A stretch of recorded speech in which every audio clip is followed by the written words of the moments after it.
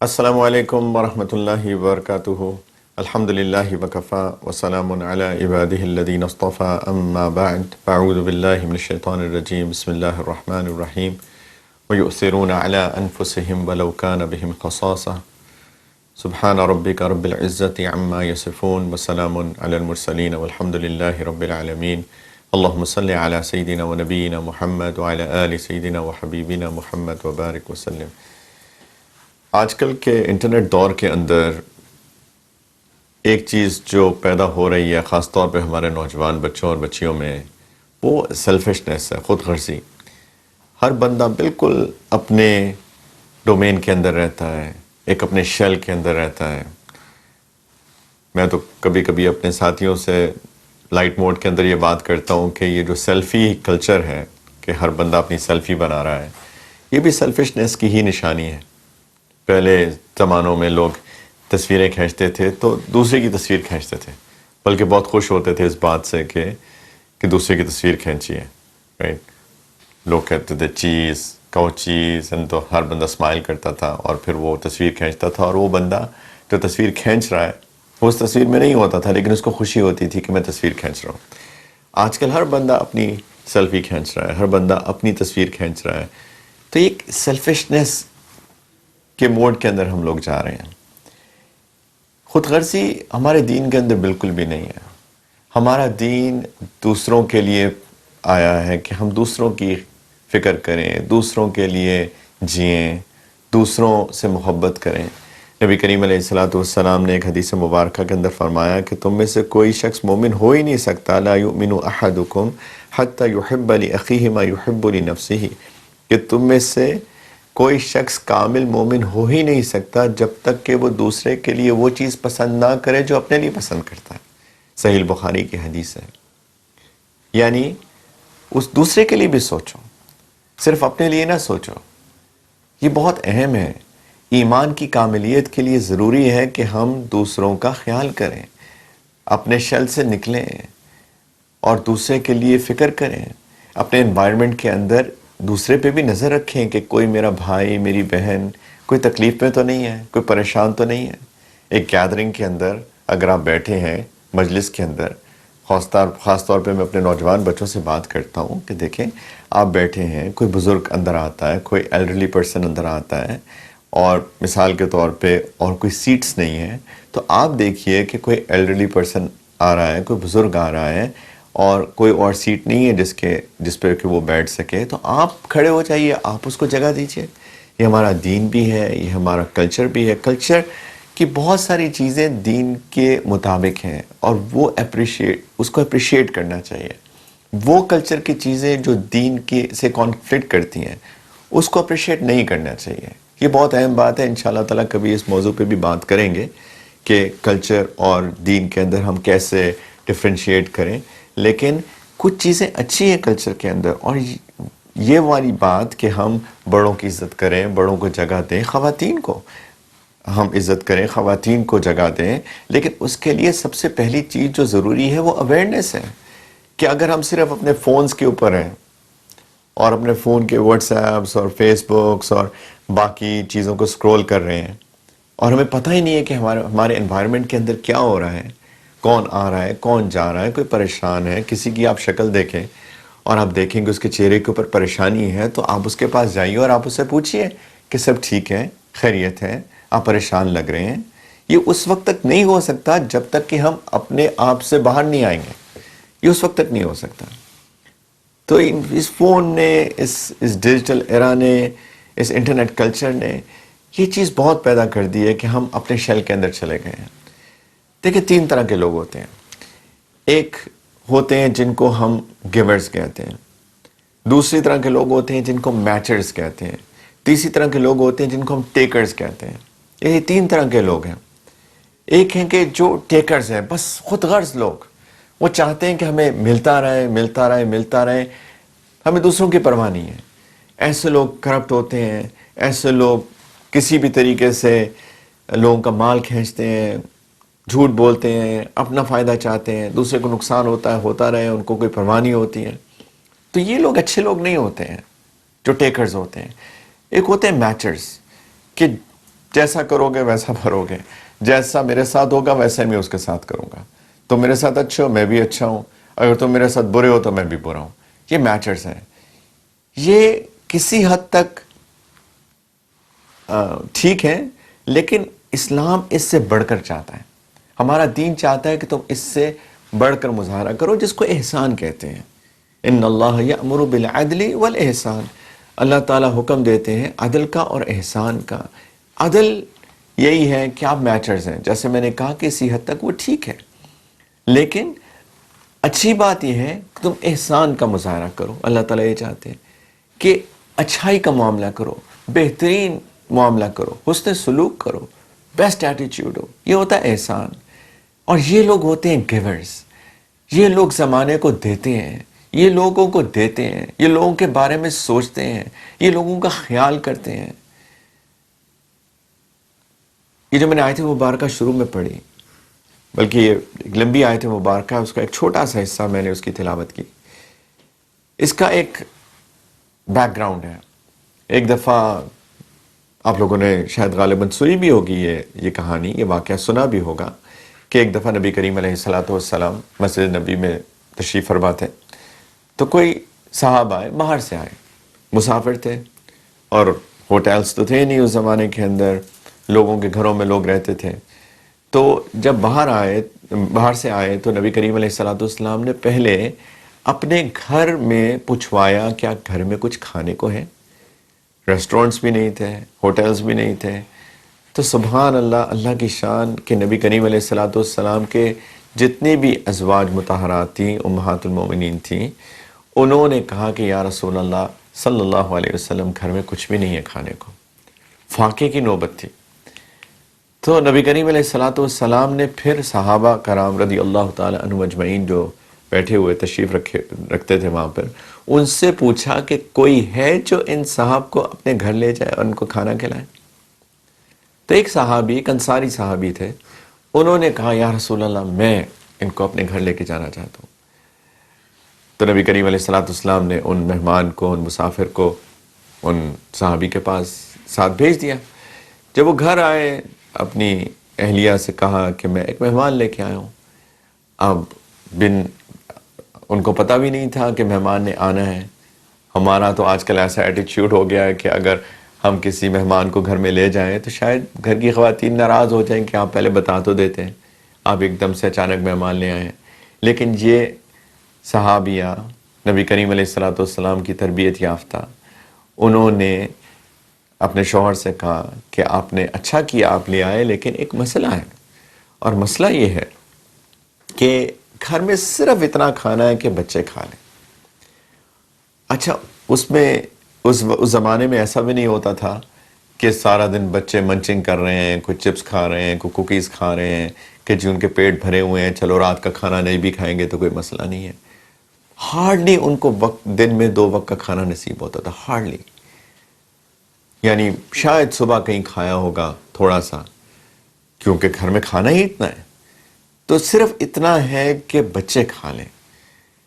تو ہم کیا کریں، مہمان کو کیسے کھلائیں؟ اب یہ تو ایک ماں کے دل سے پوچھیں کہ بچے بھوکے سو جائیں، اس کا کیا مطلب ہوتا ہے. ہماری والدہ ہوتی ہیں نا، اگر ہم چھوٹے تھے جب، یا چھوٹے ہیں جو، والدہ پیچھے پڑی رہتی ہیں کہ بیٹا کچھ کھا لو، بیٹا کچھ کھا لو، بیٹا تم نے کھایا کہ نہیں کھایا، کیونکہ ماں کو فکر ہوتی ہے، ماں کا دل ہی اللہ نے ایسا بنایا. یہ صحابی کہتے ہیں اپنی اہلیہ کو کہ دیکھو مہمان آئے ہیں، اور اللہ کے رسول صلی اللہ علیہ وسلم کے مہمان ہیں، ان کے بھیجے ہوئے مہمان ہیں، تو ایسا کرو بچوں کو سلا دو، ایسے ہی سلا دو، بغیر کھلائے سلا دو. جیسے میں نے کہا ماں کے دل سے پوچھیں، لیکن تربیت ہوئی تھی. مہمان آئے گھر کے اندر، اپنا نہیں سوچنا، دوسرے کا سوچنا ہے.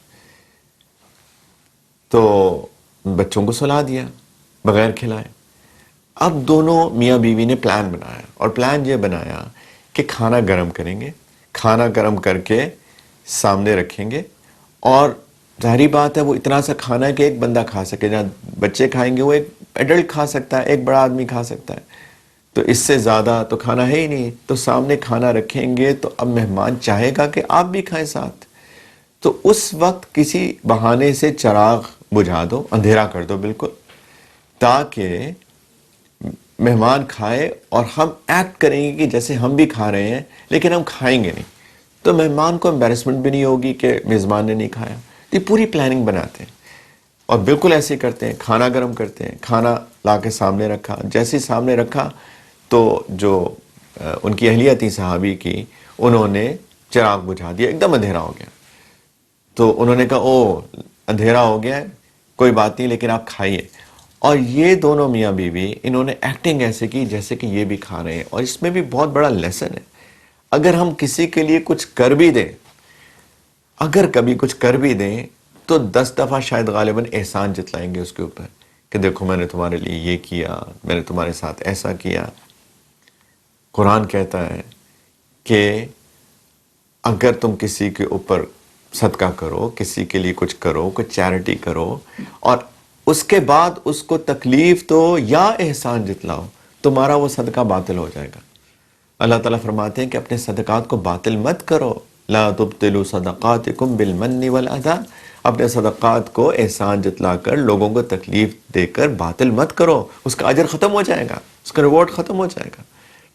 تو انہوں نے احسان نہیں جتلایا بلکہ ان کو امبیرسمنٹ سے بچایا کہ وہ کھا رہے ہیں اور یہ نہیں کھا رہے. اندھیرا کر دیا.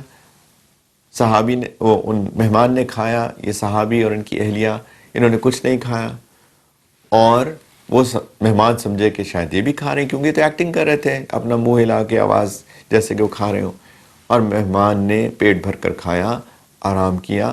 صبح نبی کریم علیہ السلام کے پاس جب یہ تشریف لے کے گئے تو اللہ تعالیٰ نے نبی کریم علیہ السلام کو بے ذریعہ وحی ریولیشن کے ذریعے سے پہلے ہی بتا دیا تھا. نبی کریم علیہ السلام بہت خوش تھے. انہوں نے فرمایا کہ اللہ تعالیٰ کو تم میاں بیوی کی، تمہیں ہسبینڈ وائف کے رات کی اس کا یہ عمل بہت پسند آیا. اللہ تعالیٰ خوش ہوئے. یہ آیات نازل ہو گئیں وَيُؤْثِرُونَ عَلَىٰ أَنفُسِهِمْ کہ یہ وہ لوگ ہیں جو دوسروں کو اپنے اوپر ترجیح دیتے ہیں. وَلَوْ كَانَ بِهِمْ خَصَاصَةٌ بے شک یہ خود غریب لوگ ہیں، خود فاقے میں ہیں، خود ان کے پاس کچھ نہیں ہے، اس کے باوجود یہ دوسروں کو ترجیح دیتے ہیں، دوسروں کو پریفر کرتے ہیں. یہ ہے دین اسلام، یہ ہے ہمارا دین، یہ ہے ہماری ویلیوز. ہم دوسروں کے بارے میں سوچیں، دوسروں کا خیال کریں، اپنی ذات سے نکل کر انسانیت کے بارے میں سوچیں، اپنے ہمسایوں کے بارے میں سوچیں، اپنے گھر میں سوچیں، کسی گیدرنگ میں جائیں لوگوں کے بارے میں سوچیں. پلیز، یہ ہیں گیورز، اور یہی لوگ اللہ تعالیٰ کو پسند ہیں، احسان کرنے والے لوگ. تو پلیز میری ریکویسٹ ہے، میں اپنے آپ کو بھی ریمائنڈ کراتا ہوں، آپ سب لوگوں کو بھی ریمائنڈ کراتا ہوں کہ پلیز انسانیت کے تقاضوں کو پورا کیجیے. اور انسانیت کے تقاضے ہمارے دین کے اندر ہیں، اسی لیے ہمارا دین فطرت ہے. جیسے اللہ تعالیٰ نے ہم کو بنایا ہے ویسے ہی احکام اتارے ہیں. وہ احکام اتارے ہیں جو کہ میرے اور آپ کے فائدے کے لیے، جو انسانیت کے فائدے کے لیے، جو معاشرے کے فائدے کے لیے. تو انشاءاللہ تعالیٰ ہم بھی اپنا دل بڑا کریں، لوگوں کے لیے جئیں، لوگوں پہ خرچ کریں، لوگوں کا خیال کریں، لوگوں کے بارے میں سوچا کریں. کوئی پریشان ہو تو اس کی پریشانی کو دور کرنے کی کوشش کریں، کسی کا دل بڑا کریں، کسی سے محبت کے 2 بول دیں، کوئی بیمار ہے تو اس کی عیادت کریں، کوئی ڈاؤن ہے تو اس کو اٹھائیں. یہی انسانیت ہے، یہی دین ہے، اس پہ اجر ہے. انشاءاللہ تعالی جو بھی ایسا کرے گا اللہ کا قرب پائے گا، اللہ کے نزدیک ہوگا. ایسے بندے سے اللہ تعالیٰ بھی محبت کرتے ہیں. تو ہمیں چاہیے کہ ہم لوگ بھی ایسا بننے کی کوشش کریں. انشاءاللہ تعالیٰ ایک چھوٹی سی بریک لیتے ہیں اور بریک کے بعد دوبارہ آئیں گے انشاءاللہ تعالیٰ اور آپ کے سوالات کے جواب دیں گے. آپ اپنے سوالات ہمیں ای میل کرتے رہیے deenfitrat@airvinedigital.tv پر. یہ ای میل ایڈریس آپ کی اسکرین پہ نظر بھی آ رہا ہے. تو انشاءاللہ تعالیٰ آپ ای میل کریں گے تو ہم آپ کے سوالوں کے جواب بھی دیتے رہیں گے. انشاءاللہ تعالیٰ ملتے ہیں بریک کے بعد. السلام علیکم ورحمۃ اللہ وبرکاتہ. Welcome back. بریک کے بعد آپ کے سوالوں کے ساتھ حاضر ہیں. کچھ سوالات جو کہ ہمیں موصول ہوئے ہیں ان میں سے ایک سوال بھیجا ہے کمل صاحبہ نے. انہوں نے لکھتی ہیں کہ دینی لوگ نیک لڑکیوں کے رشتے کیوں نہیں کرواتے، کیونکہ آج کل لڑکے بہت دھوکے بازی کر رہے ہیں. میرے والدین بہت پریشان ہیں میرے ابو دل کے مریض ہیں، نیک اور اچھے لڑکے نہیں مل رہے، پردہ کرنے والی لڑکیوں کے عیب تلاش کر رہے ہیں۔ جی بہن، آپ کا سوال بہت ویلڈ ہے، بڑا مناسب سوال ہے، بڑا مناسب کنسرن ہے آپ کا۔ انشاءاللہ تعالیٰ اس موضوع کے اوپر ایک مکمل تفصیلی پروگرام کریں گے کہ ہم شادیوں کے اعتبار سے کس طریقے سے شادیاں کی جائیں، کس طریقے سے رشتے تلاش کیے جائیں۔ لیکن آپ کا کنسرن بہت ویلڈ ہے کہ کس طرح سے پروپوزلز لیے جائیں، تلاش کیے جائیں، کس طریقے سے میچ میکنگ کی جائے، دینی اعتبار سے بھی، دینی لڑکوں کے، دینی لڑکیوں کے لیے، دینی لڑکیوں کے، دینی لڑکوں کے لیے۔ انشاءاللہ تعالی ہم تفصیل سے اس کے بارے میں بات کریں گے۔ لیکن آپ کا ویلڈ کنسرن ہے، اللہ تعالیٰ آسانیاں پیدا کریں۔ سب ہمارے بچے، ہماری بچیاں جو نوجوان ہیں، جو کہ شادی کی عمر کو پہنچ گئے ہیں اور رشتوں کی تلاش میں ہیں، اللہ تعالیٰ ان سب کے لیے بہترین رشتے مہیا کریں جو ان کی دنیا اور آخرت دونوں کے لیے اللہ کرے کہ بہترین ہو۔ ایک صاحب نے سوال پوچھا ہے، انہوں نے نام تو نہیں لکھا، لیکن غالباً بیگ صاحب ان کا نام ہے، کیونکہ ان کا جو ای میل میں نام آیا ہے اس میں بیگ ہے، تو انہوں نے رومن اردو میں لکھا ہے۔ میں ایک ریکویسٹ کرتا ہوں کہ اگر تو یا تو اردو میں لکھیے، اردو فونٹ میں لکھیے، یا پھر انگلش میں لکھیے، کیونکہ رومن اردو میں پڑھنا بڑا مشکل ہو جاتا ہے، کبھی کبھی مس انڈرسٹینڈنگ بھی ہو جاتی ہے، اور کمیونیکیشن میں سب سے بڑا ایشو ہی مس انڈرسٹینڈنگ کا ہوتا ہے کہ خدا نخواستہ کوئی آپ کی بات مس انڈرسٹینڈ نہ کر لے۔ تو پلیز یا تو انگلش میں لکھیے یا اردو فونٹ میں لکھیے، وہ زیادہ مناسب ہوگا بجائے اس کے کہ رومن اردو کے اندر لکھا جائے۔ انہوں نے زکوٰۃ سے متعلق سوال کیا ہے۔ انہوں نے ای میلز کی ہیں، لیکن میں اس کا خلاصہ بیان کر کے اور میں اس کا حل بتا دیتا ہوں۔ بیسکلی انہوں نے بات کی ہے کہ اگر کسی کے پاس 200 درہم ہو اور پھر اس پہ زکوٰۃ کیسے ادا کریں گے، اس پہ 1 سال گزرنا ضروری ہے کہ نہیں ہے۔ زکوٰۃ سے متعلق ایک بہت اسٹریٹ فارورڈ سی میں آپ کو طریقہ بتاتا ہوں زکوٰۃ کی کیلکولیشن کا۔ زکوٰۃ کا جو نصاب ہے، اس کے اندر یہ تھوڑا سا ڈفرینس آف اوپینین ہے اسکالرس کا، لیکن میں جو ہمارے انڈو پاکستان کے اندر جنرلی ہم لوگ اسکول آف تھاٹ فالو کرتے ہیں، میں اس کے مطابق میں آپ کو اس کا سولوشن بتاتا ہوں، اور وہ بہت آسان بھی ہے۔ آئی تھنک جتنے بھی اوپینینس ہیں اس میں سب سے آسان طریقہ کار یہی ہے کہ 612 گرام سلور، 612 گرام چاندی کے بے قدر نصاب ہوتا ہے، ٹھیک ہے؟ تو آپ دیکھیے کہ اوپن مارکیٹ ریٹ کے میں 600 گرام چاندی، 612 گرام سلور کتنے کا ہے؟ وہ آپ درہمز میں ہو، پاکستانی روپیز کے اندر ہو، برٹش پاؤنڈز کے اندر ہو، امریکن ڈالرز کے اندر ہو، اس سے کوئی فرق نہیں پڑتا۔ 612 گرام سلور، 612 گرام چاندی کا آپ ایکویلنٹ دیکھیے۔ اگر آپ کے پاس اتنے پیسے آ گئے اور آپ بالغ ہیں، رائٹ، آپ ایڈلٹ ہیں، اور آپ کے پاس اتنے پیسے یا چاندی، اس کے بقدر کیش کچھ بھی آ جائے، تو آپ صاحب نصاب ہو گئے، ٹھیک ہے؟ تو آپ کا جو منیمم تھریش ہولڈ ہے آپ نے وہ ریچ کر لیا۔ مارک دا ڈیٹ، یہ ڈیٹ آپ نوٹ کر لیجئے اگر آپ کے پاس پہلی دفعہ آیا ہے۔ اور جب ہم ڈیٹ کی بات کرتے ہیں تو ہم اسلامک ڈیٹ کی بات کرتے ہیں۔ فار ایگزامپل آپ کے پاس 6 محرم کو آیا ہے، ٹھیک ہے؟ تو 6 محرم کو آپ کے پاس اتنے پیسے آئے، منیمم تھریش ہولڈ، آپ اس کو مارک کر لیں۔ آپ اب یہ 1445 ہجرہ چل رہا ہے، ابھی نیا اسلامی سال شروع ہوا ہے 1445۔ آپ اگلے سال 1446 کو اسی ڈیٹ کو، مثال کے طور پہ 6 محرم ہم نے ایگزامپل کے طور پہ لیا، تو اسی دن کو آپ دیکھیں کیا آپ کے پاس ابھی بھی منیمم تھریش ہولڈ سے زیادہ ہے؟ کیا آپ کے پاس ابھی بھی 612 گرامز چاندی کے ایکویلنٹ کیش چاندی کچھ بھی پڑا ہوا ہے؟ اگر ہیں تو اس کا مطلب یہ ہوا کہ آپ آج بھی 1 سال بعد بھی صاحب نصاب ہیں، رائٹ؟ صرف ایک کنڈیشن، اگر آپ اس پورے سال کے اندر زیرو نہیں ہوئے۔ زیرو کس طرح ہو سکتا ہے؟ انسان قرضہ لے لیا، رائٹ، میرے پاس جتنے پیسے تھے سب خرچ ہو گئے، میں نے قرضہ لے لیا، بلکہ زیرو کیا نیگیٹو میں چلا گیا، رائٹ؟ اگر آپ زیرو نہیں ہوئے، آپ کے پاس کچھ نہ کچھ کیش رہا، کوئی نہ کوئی چاندی رہی، کچھ سونا رہا، تو آپ نے ایگزیکٹ 1 سال کے بعد اگر آپ صاحب نصاب ہے، اس دن جو بھی آپ کے پاس ہے، جتنا کیش، جتنا سلور، جتنا گولڈ آپ کے پاس ہے، ان سب کو ایڈ اپ کریں اور اس کا 2.5% 2.5% وہ آپ زکوٰۃ نکال دیں. As simple as that. میں ہلکا سے ریپیٹ کر دوں کہ جس دن آپ صاحب نصاب ہوئے اور وہ ہے 612 گرام چاندی کے ایکولنٹ کیش، آپ نے وہ ڈیٹ مارک کر لینی ہے. ایگزیکٹلی 1 سال بعد اگر آپ زیرو نہیں ہوئے بیچ میں، 1 سال بعد آپ نے دیکھنا ہے کیا ابھی بھی آپ کے پاس نصاب سے اوپر ہے. اگر ہے تو جو بھی ہے اس کو ایڈ اپ کر کے 2.5% آپ نے زکوٰۃ دے دینی ہے. یہ اتنا آسان ہے. آپ نے یہ نہیں دیکھنا کہ وہ پیسے میرے پاس کل آئے، 3 مہینے پہلے آئے، 6 مہینے پہلے آئے.